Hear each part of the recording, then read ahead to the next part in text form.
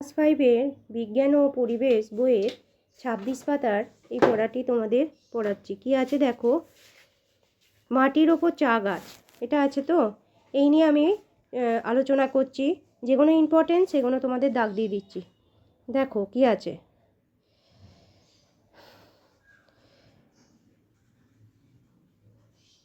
Main পড়া এখান থেকে।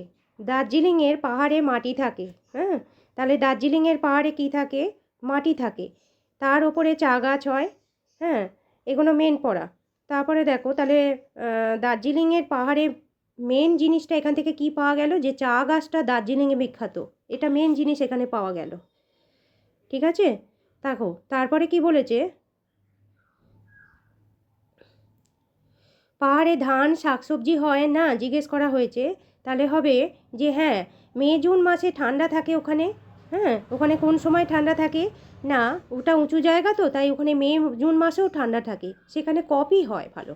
আর পাহাড়ের ঢালে চায়ের ছোট ছোট জমি তৈরি করে নেওয়া হয়। তাহলে কিরাম জমি সেটা হয় না, ওখানে যেহেতু ঢালু জমি, ওটা ওই সিঁড়ির মতো হয়, সিঁড়ির মতো কেটে কেটে সেগুলো ধাপে ধাপে সেখানে চাষ করা হয়। সেখানে জল আটকে ধানও চাষ করা হয়। বোঝা গেল? তাহলে মে জুন মাসে ওখানে আবহাওয়া কেমন থাকে যদি প্রশ্ন আছে তখন বলবে তোমরা যে ঠান্ডা থাকে ওই সময়। হ্যাঁ, কফি হয় ওই সময়। আর পাহাড়ের ঢালে সিঁড়ির মতো করে সেখানে জল আটকে ধান চাষ করা হয়। এইগুলো আমি এখান থেকে মেন পড়ার যেটা আন্ডারলাইন করে তোমাদের বুঝিয়ে দিলাম। দেখো নেক্সট পড়ায় যাচ্ছি, যে ধান বা শাকসবজি চাষে মোটে 1-1.5 ফুট গভীর মাটি লাগে। তাহলে কতটা মাটি লাগে, এটা আবার একটা প্রশ্ন। উত্তর হবে ধান বা শাকসবজি চাষ করতে গেলে 1 থেকে 1.5 ফুট গভীর মাটি লাগে। হ্যাঁ, এটা দাগ দিয়ে দিলাম তোমাদের। তারপরে হচ্ছে যে বড় গাছ ওখানে হয় না জিজ্ঞেস করা হয়েছে, প্রশ্ন আছে। বড় গাছও ওখানে হয়। বড় গাছের শিকড় পাথরের ফাঁকে মাটিতে ঢুকে যায়। কখনো পাথর ফাটিয়ে ঢোকে। তাহলে কিভাবে ঢোকে? ওখানে তো যেহেতু পাহাড়ি জায়গা, পাথরে পূর্ণ, তাই সেখানে কি হয় না, সেখানে যে বড় গাছের যে শিকড়গুলো আছে সেগুলো পাথরের ফাঁক দিয়ে হয় ঢুকে যায়, আর না হলে ওই পাথরকে ফাটিয়ে সেখানে শিকড়গুলো মাটিতে প্রবেশ করে। তাই এইগুলো আসতে পারে যে বড় গাছের শিকড় কীভাবে মাটিতে পাহাড়ি অঞ্চলে প্রবেশ করে। তা তখন তোমরা উত্তর লিখবে কি?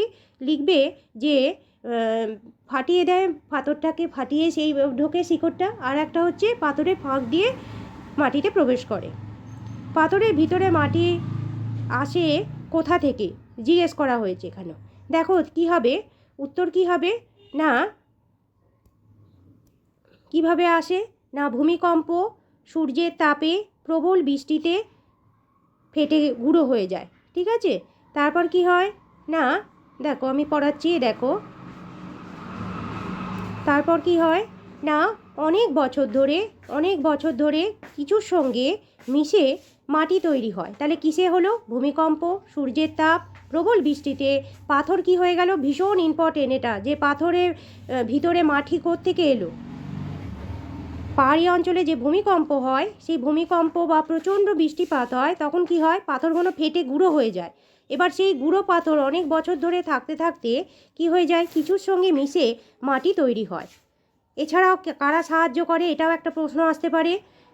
মস ও ফান মাটি তৈরিতে সাহায্য করে। পাহাড়ি অঞ্চলে যে মস গাছ জন্মায় আর ফান গাছ জন্মায়, সেগুলো মাটি তৈরিতে সাহায্য করে।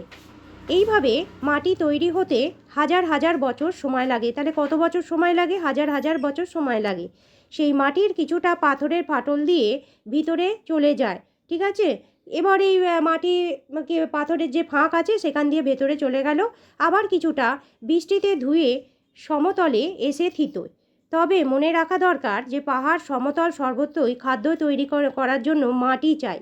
ঠিক আছে, এখানে কিন্তু কিভাবে মাটি আসে, কোথা থেকে আসে আমি ভালো করে তোমাদের বুঝিয়ে দিলাম।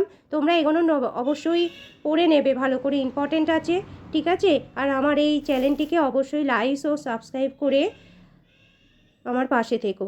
ঠিক আছে।